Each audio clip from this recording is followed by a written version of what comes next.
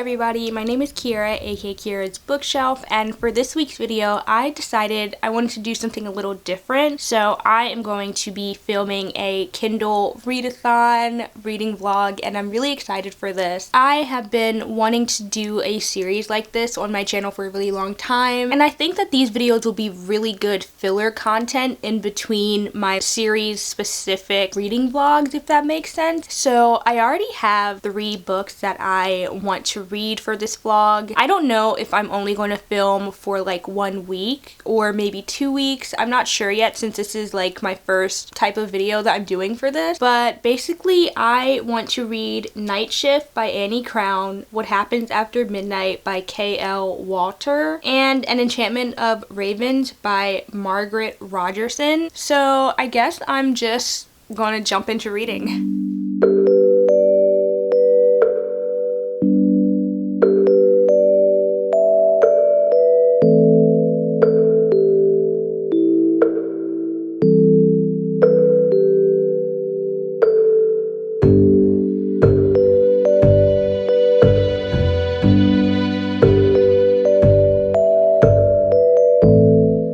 Okay guys, so it is the next day, and I figured this would definitely be a good time to give you guys an update because I have been kind of flying through this book. So in the story, we're following main character Kendall, and she is in university and she works at the library. At this library is where she meets Vincent, who is like the stereotypical football jock, and she ends up like helping him to find some books for a poem. It's very insta-lovey because literally within the first like 3 chapters they're making out with each other, and it wasn't bad, but I guess it just kind of threw me off a little bit because I was just like, what's going on? I think they didn't even know each other's names until after like the makeout session thing, which I thought was kind of crazy. But other than that, I am really liking the story. Kendall also has 2 roommates that I believe their names are Nina and Harper, and they're pretty outgoing and cool. Actually, they're a lot more outgoing than Kendall is, and she ends up telling them about what happened, and they are like all for it. They definitely think that she should do it again, and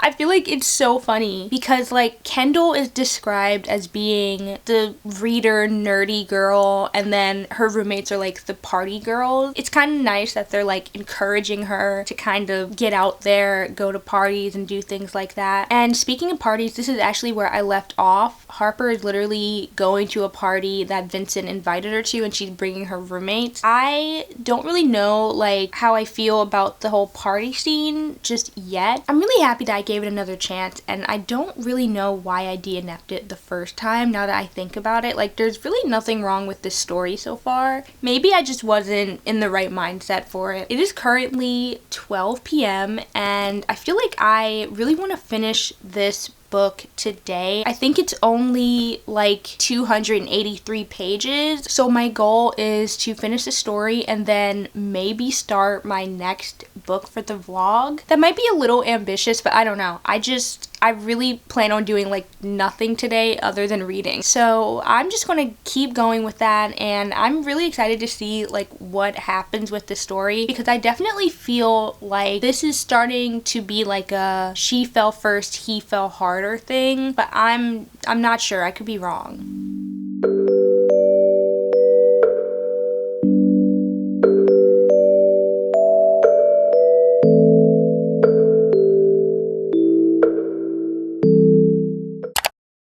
Okay guys, so it is later in the night and I have officially finished Night Shift by Annie Crown, and I think I'm going to give this book 3 stars. It wasn't the worst book that I've read so far, but I definitely feel like the miscommunication and the fact that they got together so fast really just ruined my rating and enjoyment of the story. Like, this was literally just the stereotypical opposites attract story, and I don't mind that. I actually think that those types of stories are really fun, but I think the problem is that the characters had no depth to them. It's actually funny because I think one of her friends literally says that to her, and it was kind of crazy that she like called her out on that. I don't think the male lead in the story was bad though. Like, I feel like he was just the stereotypical, like, jock that's literally a jerk. He had more to him than she did, and that was really disappointing. I feel like the only times that we really got to see them interact in this story was when Kendall tutored him,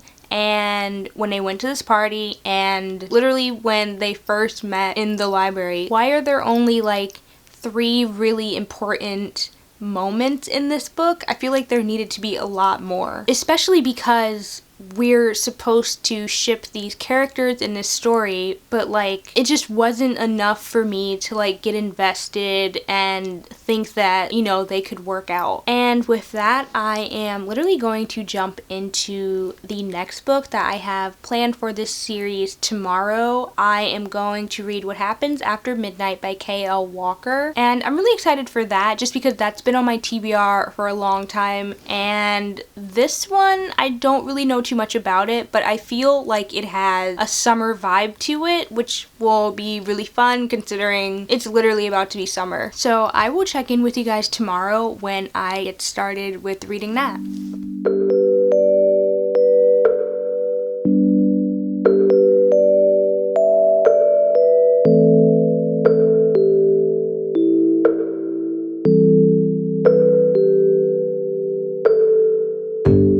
Okay guys, so I have officially reached the first 100 pages of What Happens After Midnight, and I can definitely say that I am loving this story a lot more than Night Shift. So in this story we meet main character Lily Hopper, and she is a senior in high school and she is literally about to graduate. And at her school there is an annual prank week that every senior gets to participate in, and this year she has been emailed by someone who calls himself the Jester, and he pretty much told her that she would be selected to participate in that prank. This prank will involve Lily teaming up with a couple of other students to steal the school yearbooks from the class president Daniel. It's supposed to be really harmless. They just want to hide the yearbooks in like a closet or just somewhere where faculty won't be able to find it, and no one will be able to get their yearbooks for several weeks. But the problem is that Lily is going to have to steal these yearbooks from her prom date, and then when she ends up getting to the location where the email told her to meet, it ends up being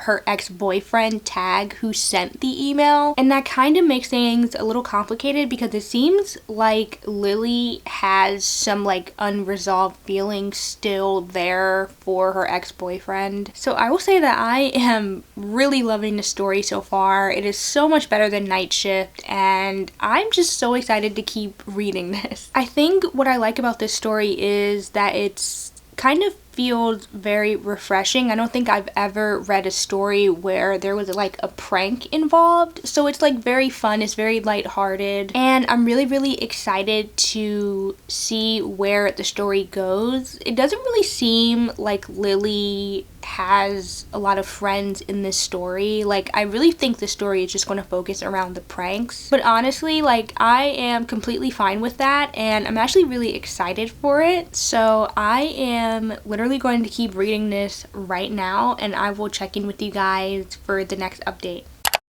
Okay guys, so I have officially finished What Happens After Midnight, and I can definitely say that I liked it a lot more than Night Shift. I think one of the reasons why I like this story better is just because it seemed to have more depth to it in regards to like the characters and the drama. Like, I really like that Lily thought about her relationship with Daniel and her relationship with Tag, and she came to the conclusion Daniel was more of like a safe option, whereas Tag definitely would be more adventurous for her and she would have more fun. And it's very obvious that Lily had so many feelings for Tag and that she wished that they never broke up, and actually like that in the story they do end up getting back together, so it was a nice resolution to that. And overall, I just feel like I had a lot of fun, and I'm happy that I gave this book a chance. This has definitely been on like my Kindle Unlimited TBR for a while, and it's just so nice to kind of like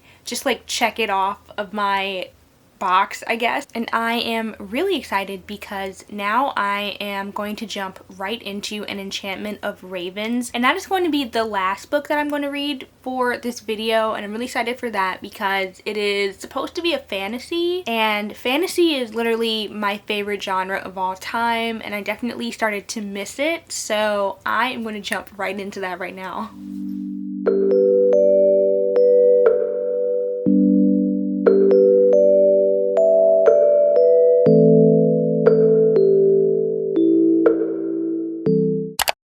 Okay guys, so I have reached 150 pages in this book and I feel like this is definitely the perfect time to finally start talking about it. So in this book we meet main character Isabel, and she is like a really popular portrait artist, and she lives in a town called Whimsy, which I think is pretty fun. And in this town, fae pretty much have authority over everything, and then humans are below them. So one day, a fae prince comes in named Rook to see Isabel about painting a portrait for him, and of course she immediately accepts it. And from here, we kind of see him like checking in on her every now and then while she's doing this painting. And once it's finally done, Isabel thinks that she did a really good job of portraying Rook. She thinks that he looks very strong and that he will love it. But what really ends up happening is news gets around town about his painting, and Rook somehow becomes like a joke in the town. And the reason for this is because when she painted Rook's eyes, she captured them looking very sad. And in the fae world, I guess they're just not allowed to show emotions like that. So the town pretty much was laughing at them because they thought he was weak. And being weak and vulnerable in the fae world is actually very dangerous. It makes other creatures feel like they can come after them and kill them. So in order to get back at her for this, Rook literally ends up kidnapping Isabel, and he's going to make her stand trial against the other fae and pretty much prove his innocence in this. I'm surprised that this is taking me a lot longer to read, considering this is not a long book at all. I just think that I'm going through a little bit of a reading slump, so I just really plan to power through it and just read for the rest of the day. Hopefully I can finish another big chunk of this book tonight and give you guys an update on the same day. So with that, I am just going to keep reading, and I really hope that you guys are liking this vlog.